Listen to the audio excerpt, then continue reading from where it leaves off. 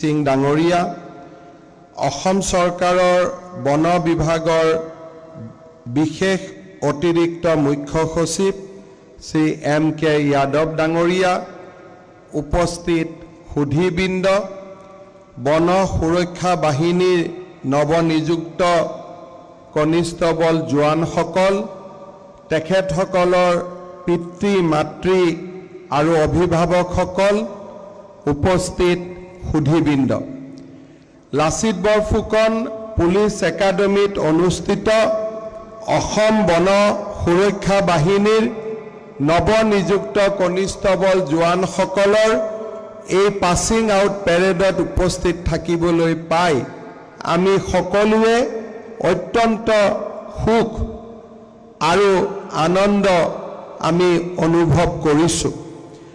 Uniform পৰিহিত সেৱাৰ সৈতে জড়িত প্ৰতিগৰাকী ব্যক্তিৰ জীৱনত পাছিং আউট পেৰেড এক গুৰুত্বপূৰ্ণ মুহূৰ্ত। এয়া প্ৰতিজনৰ জীৱনৰ গৌৰৱ আৰু প্ৰাপ্তিৰ মুহূৰ্ত। জীৱনৰ ভৱিষ্যতৰ প্ৰতিটো দিনতে আমি এই পাছিং আউট পেৰেডৰ সোণোৱালী ক্ষণসমূহ আমি ৰোমন্থন কৰোঁ আৰু আজি গ্ৰহণ কৰা শপত বাক্যই আমাৰ কৰ্মময় জীৱনৰ প্ৰতিটো ক্ষণ আৰু প্ৰতিটো মুহূৰ্তক প্ৰেৰণা আৰু সাহস যোগাই যাব। কঠোৰ পৰিশ্ৰম আৰু নিষ্ঠাৰ স্বীকৃতি ৰূপে আজি যিসকলে পুৰস্কাৰ বিজয় কৰিবলৈ সক্ষম হ'ল তেখেতসকলকো মই অভিনন্দন জনাইছোঁ। পাছিং আউট পেৰেড চাবলৈ আজি আমাৰ নৱনিযুক্ত কনিষ্টবল জোৱানসকলৰ গৌৰৱী পিতৃ মাতৃ আৰু পৰিয়ালৰ নিকটতম আত্মীয়সকল উপস্থিত আছে। মই লাচিত বৰফুকন পুলিচ একাডেমীক তেখেতসকলকো আদৰণি জনাইছোঁ আৰু তেখেতসকলৰ সন্তানৰ জীৱনৰ এই গুৰুত্বপূৰ্ণ মুহূৰ্তত আমি সকলোৱে আমি অনুভৱ কৰা বিৰল আনন্দৰ বাবে তেখেতসকলকো ধন্যবাদ আৰু কৃতজ্ঞতা জনাইছোঁ। আজি অসম বন সুৰক্ষা বাহিনীৰ 940 গৰাকী নৱনিযুক্ত কনিষ্টবল জোৱানে এই পাছিং আউট পেৰেডত অংশগ্ৰহণ কৰিছে। এই পাছিং আউট পেৰেডত অংশগ্ৰহণ কৰা কনিষ্টবল জোৱানসকলে আহিবলগীয়া প্ৰত্যাহ্বানৰ সৈতে উপযুক্তভাৱে আৰু সফলতাৰে যুঁজ দিবলৈ তেখেতসকলক পেছাদাৰী শাৰীৰিক আৰু মানসিক ৰূপে পৰ্যাপ্ত ৰূপত গঢ়ি তোলা হৈছে। পাছিং আউট পেৰেডত তেখেতসকলে দেখুওৱা সুন্দৰ মাৰ্চপাষ্ট আৰু তেখেতসকলৰ শৰীৰ আৰু মানসিক সন্তুলনে এই প্ৰশিক্ষণৰ সময়ছোৱাত তেখেতসকলে লাভ কৰা অভিজ্ঞতা আৰু সফলতাক অত্যন্ত সুন্দৰভাৱে প্ৰতিফলিত কৰিছে। এই জোৱানসকলক অসম পুলিচ বেটেলিয়নৰ বৰহমপুৰ লামডিং দৌলাখাল অভয়াপুৰী ডাকুৰ আৰু লীলাবাৰীত প্ৰাৰম্ভিক প্ৰশিক্ষণ দিয়া হৈছিল আৰু শেষলৈ লাচিত বৰফুকন পুলিচ একাডেমীক তেখেতসকলক সমন্বিতভাৱে প্ৰশিক্ষণ দিয়া হৈছিল। এই প্ৰশিক্ষণ কাৰ্যৰ সৈতে জড়িত মই অসম পুলিচ বেটেলিয়নৰ বিষয়া আৰু জোৱানসকলক অভিনন্দন জনাইছোঁ। অসম আৰক্ষীক সুন্দৰভাৱে নেতৃত্ব প্ৰদান কৰি সফলতাৰ শিখৰত উত্তীৰ্ণ কৰিবলৈ সক্ষম হোৱা অসম আৰক্ষীৰ সঞ্চালক প্ৰধান শ্ৰী GP সিং ডাঙৰীয়াকো মই আজিৰ এই সুন্দৰ মুহূৰ্তত অভিনন্দন জনাইছোঁ। আমাৰ ৰাজ্যৰ 26,832 বৰ্গ কিলোমিটাৰক আমি বনভূমি হিচাপে সংৰক্ষণ কৰোঁ। আমাৰ ৰাজ্যৰ সৰ্বমুঠ ভৌগোলিক ক্ষেত্ৰফলৰ 34.21%। বনাঞ্চলৰ উপৰিও 7খন ৰাষ্ট্ৰীয় উদ্যান আৰু 17খন ৱাইল্ড লাইফ চেঞ্চুৰীৰে অসমৰ বনাঞ্চল, বন্যপ্ৰাণী আৰু জৈৱ বৈচিত্ৰ্যৰ এক ভৰপূৰ অপৰিসীম প্ৰাকৃতিক সম্পদেৰে পৰিপূৰ্ণ। এই সম্পদৰাজিক চোৰাং চিকাৰী আৰু বন ধ্বংসকাৰীৰ পৰা সুৰক্ষা কৰিবলৈ আমাক পৰ্যাপ্ত বন সুৰক্ষা বাহিনীৰ প্ৰয়োজন। 1984 চনত প্ৰথম অসমত অসম বন সুৰক্ষা বাহিনী গঠন কৰা হৈছিল। দ্বিতীয় বন সুৰক্ষা বাহিনী 2009 চনত গঠন কৰা হৈছিল আৰু আমাৰ চৰকাৰৰ কাৰ্যকালত আমি এইবাৰ তৃতীয় বন সুৰক্ষা বাহিনী গঠন কৰিবলৈ সক্ষম হৈছোঁ। আমাৰ অসমৰ বনাঞ্চলসমূহ অত্যন্ত বেছিকৈ আন্তঃৰাজ্যিক সীমাত অৱস্থিত। অৰুণাচল, মেঘালয়, মিজোৰাম, নাগালেণ্ড এই আন্তঃৰাজ্যিক সীমান্তত আৰু আমাৰ স্পৰ্শকাতৰ অঞ্চলসমূহত আমাৰ বনভূমিসমূহে বিৰাজ কৰে। ওচৰ চুবুৰীয়া ৰাজ্যৰ লগত থকা সীমা সমস্যা আৰু এই সীমা সমস্যাৰ আলম লৈ বন সম্পদ ধ্বংসৰ বাবে সদায়ে আগ্ৰহী হৈ থকা এছাম লোকৰ বিৰুদ্ধে আমাৰ বন সুৰক্ষা বাহিনীৰ জোৱানসকল এক নিষ্ঠাবান প্ৰহৰীৰ দৰে কাম কৰিব লাগিব।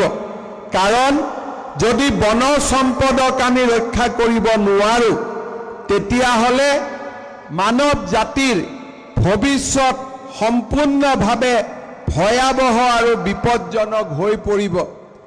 সেইবাবে বন সুৰক্ষা বাহিনীৰ কৰ্মীসকল অকল বন সুৰক্ষাৰ বাবে নিয়োজিত নহয়, ভৱিষ্যতৰ মানৱ সমাজখনকো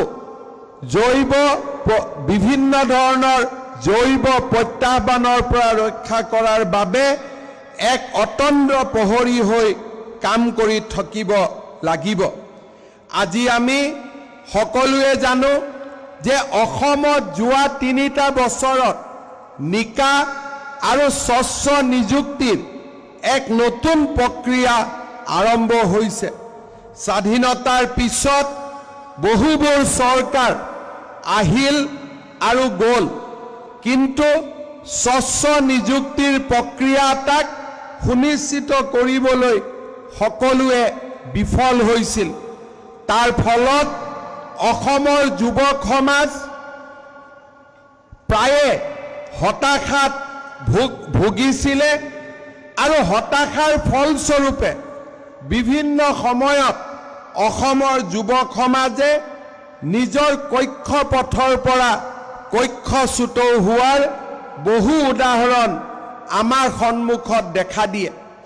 যোৱা কিছুদিন আগতে লোকসেৱা আয়োগৰ প্ৰাক্তন অধ্যক্ষ, প্ৰাক্তন সদস্য আৰু বিভিন্ন ধনবলৰ কৌশলেৰে চাকৰি পোৱা যুৱকসকলৰ, যুৱতীসকলৰ বিৰুদ্ধে ন্যায়ালয়ে লোৱা কঠোৰ ভূমিকাই এই কথা প্ৰমাণ কৰিছে যে এতিয়া অসমত আমি এটা স্বচ্ছ নিযুক্তিৰ আৰু স্বচ্ছতাৰ এটা নতুন যুগত প্ৰৱেশ কৰিছোঁ। এই সুযোগতে এটা সুন্দৰ ইনভেষ্টিগেশ্যন কৰি লোকসেৱা আয়োগৰ অধ্যক্ষ সদস্যসকলৰ বিৰুদ্ধে আদালতত সফল হ'ব পৰাটো অসম পুলিচৰ অনুসন্ধান শাখাৰ আৰু অনুসন্ধানৰ বিষয়াসকলৰ বাবে আন এক কৃতিত্ব। মই আজিৰ দিনটোত পুনৰ এবাৰ অসম আৰক্ষীৰ যিসকল বিষয়া এই গোচৰটোৰ অনুসন্ধানৰ বিষয়ে আৰু ইয়াৰ লগত প্ৰথমৰ পৰাই জড়িত হৈ আছিল তেখেতসকলকো মই পুনৰ এবাৰ অভিনন্দন জনাম। স্বচ্ছ নিযুক্তিৰ প্ৰক্ৰিয়া আমাৰ চৰকাৰখনে আৰম্ভ কৰাৰ ফলত আজি আমি 960 গৰাকী অসমৰ নিম্ন মধ্যবিত্ত আৰু দৰিদ্ৰ পৰিয়ালৰ সন্তানক আজি আমি বন সুৰক্ষা বাহিনীৰ এই সুন্দৰ ইউনিফৰ্মত দেখিবলৈ সক্ষম হৈছোঁ। আমাৰ অসমৰ যিবিলাক ৰাজনৈতিক দল কংগ্ৰেছ আৰু দুই এটা আঞ্চলিক দলে এই নিযুক্তিৰ প্ৰক্ৰিয়াক সদায়ে সমালোচনা কৰি আহিছে।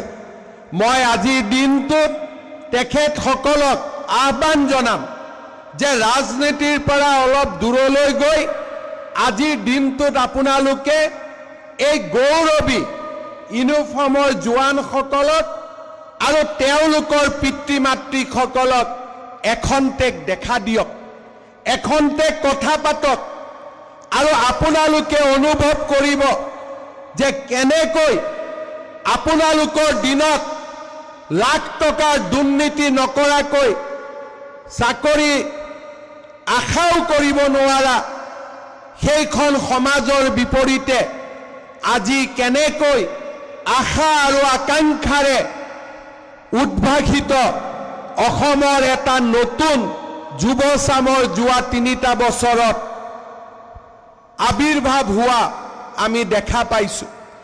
আজি এই দুখীয়া দেউতাক মাকসকলৰ লগত কথা পাতিলে গম পাব যে কাৰো লগত ৰাজনৈতিক সম্পৰ্ক নাই, কোনো এজনে কতো এটা টকাও দিবলগীয়া হোৱা নাই।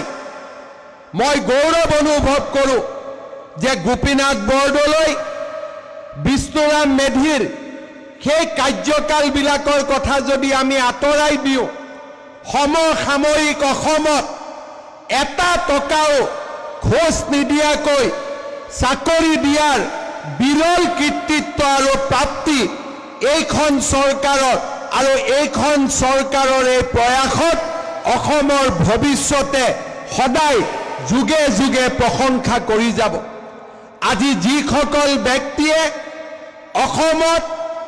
অসমৰ সুৰক্ষাৰ কথা কয়, অসমৰ ভৱিষ্যতৰ কথা কয়, তেওঁলোকক মই এটাই কথা কম যে লাখ লাখ কোটি কোটি টকালৈ চাকৰিৰ দুৰ্নীতি কৰা ব্যক্তিসকলে নতুন অসম কেতিয়াও নিৰ্মাণ কৰিব নোৱাৰে।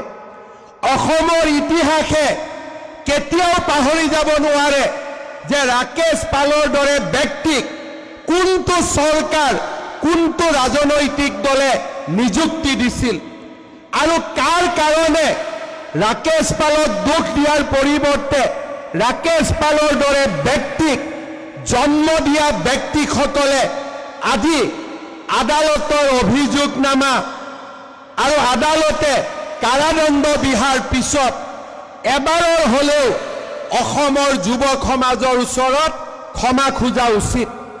তেওঁলোকে ৰাকেশ পাল আৰু সেই ধৰণৰ সদস্যসকলক নিযুক্তি দিয়াৰ বাবে অসমৰ এটা প্ৰজন্মই চাকৰিৰ পৰা বঞ্চিত হ'বলগীয়া হ'ল। তেওঁলোকৰ বঞ্চিত জীৱন আৰু বঞ্চিত যৌৱনক আজি কোনে উভতাই দিব? যিসকলে এই ধৰণে ৰাজনীতি কৰিলে, যিসকলৰ দিনত লোকসেৱা আয়োগ, অসম পুলিচৰ নিযুক্তিত কলংক আৰু কলুষিত হৈছিল, তেওঁলোকে এবাৰৰ বাবেও অসমৰ যুৱ সমাজৰ আগত ক্ষমা খোজা উচিত। আজি আমাৰ সন্মুখত বন সুৰক্ষা বাহিনী দেখিছোঁ। এই বন সুৰক্ষা বাহিনীত অসমৰ জাতি আৰু জনগোষ্ঠীৰ প্ৰতিফলনো আমি দেখা পাম। অকল স্বচ্ছ নিযুক্তিয়ে নহয়, এই নিযুক্তিক যদি আমি আৰু ভিতৰলৈ গৈ চাওঁ, অসমৰ প্ৰতিটো অঞ্চল, প্ৰতিটো জাতি আৰু প্ৰতিটো ধৰ্মৰ আমি ইয়াত এক সমাহিত স্বৰূপ দেখা পাম। কিন্তু অসম আৰক্ষী আৰু অসম ফৰেষ্টত 2001 চনৰ পৰা 2014 চনলৈ যি নিযুক্তি হৈছিল, সেই নিযুক্তিত আমি এটা বিশেষ সম্প্ৰদায়ৰ প্ৰাদুৰ্ভাৱ দেখা পাইছিলোঁ 30% 35% যুৱক যুৱতী এটা বিশেষ সম্প্ৰদায়ৰ লোকৰ বাবে মুকলি কৰি দিয়া হৈছিল কিন্তু তাৰ বিপৰীতে আজিৰ এই বন সুৰক্ষা বাহিনীৰ এই নতুন বেটেলিয়নত আমি হিন্দু দেখা পাম মুছলমানো দেখা পাম খ্ৰীষ্টিয়ানো দেখা পাম প্ৰতিটো জাতি জনজাতিৰ লোক দেখা পাম এখন বৃহত্তৰ অসমৰ আমি প্ৰতিবিম্ব ইয়াতে দেখা পাম অসমৰ ভৱিষ্যতৰ সুৰক্ষা বন সম্পদৰ সুৰক্ষা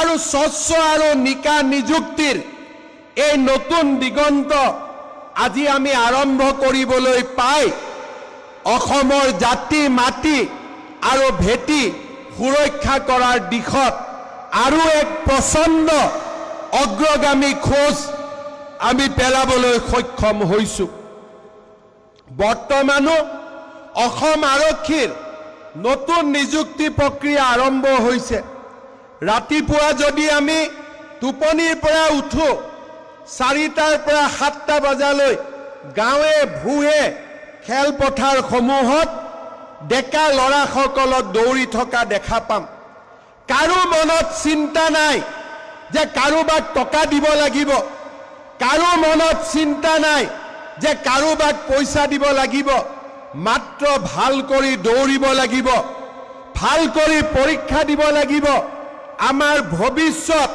আমি নিজে অংকন কৰিম আমাৰ ভৱিষ্যত টকা পইচাই অংকন নকৰে আমাৰ ভৱিষ্যত আমি নিজে অংকন কৰিম তেনে একচাম সাহসী আৰু শক্তিশালী যুৱকে আজি অসম পুলিচত নিযুক্তিৰ বাবে প্ৰযত্ন কৰি আছে অহা অক্টোবৰ মাহত অসম পুলিচৰ নিযুক্তিৰ প্ৰক্ৰিয়া আৰম্ভ হ'ব আৰু 10 মে তাৰিখে আমি এই নতুন নিযুক্তিৰ প্ৰক্ৰিয়া আমি সমাপন কৰিম তাৰ লগে লগে মই ইতিমধ্যে বনমন্ত্ৰী চন্দ্ৰমোহন পাটোৱাৰী ডাঙৰীয়াক কৈছোঁ যে আজি আমি 940 গৰাকী নৱ নিযুক্ত ফৰেষ্ট গাৰ্ডৰ আজি আমি ইয়াতে পাছিং আউট পেৰেডত উপস্থিত আছোঁ অহা ফেব্ৰুৱাৰী মাহৰ ভিতৰত আৰু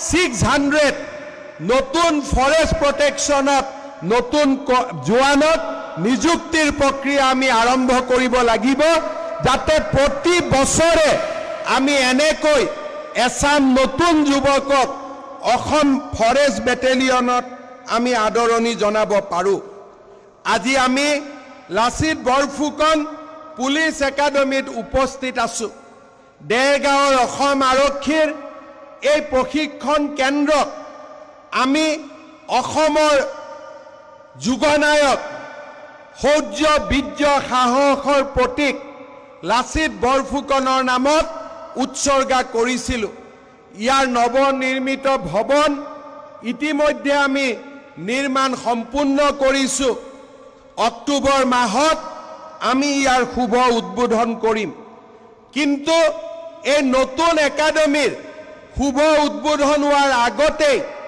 এই প্ৰশিক্ষণ শিবিৰলৈ আমাৰ ভাৰতবৰ্ষৰ বিভিন্ন ৰাজ্যৰ পৰা আৰক্ষীৰ জোৱানসকল আহিবলৈ আৰম্ভ কৰিছে এক উন্নত কৌশল আৰু উন্নত প্ৰশিক্ষণ দিয়াৰ বাবে আজি দেৰগাঁও পুলিচ একাডেমীও আগবাঢ়ি যাবলৈ সক্ষম হৈছে মই অত্যন্ত আনন্দিত যে অসম আৰক্ষীৰ জোৱানসকল 6টাকৈ কমাণ্ডো বেটেলিয়নৰ জোৱানসকল ফৰেষ্ট বেটেলিয়নৰ জোৱানসকলক প্ৰশিক্ষণ দিয়াৰ পিছত বৰ্তমান লাচিত বৰফুকন পুলিচ একাডেমীত মণিপুৰ পুলিচৰ জোৱানসকলৰ প্ৰশিক্ষণ কাৰ্য চলি আছে অহা নৱেম্বৰ মাহত ভাৰতবৰ্ষৰ আন এখন ৰাজ্য গোৱাৰ পৰাও গোৱা পুলিচে 1000 জোৱানক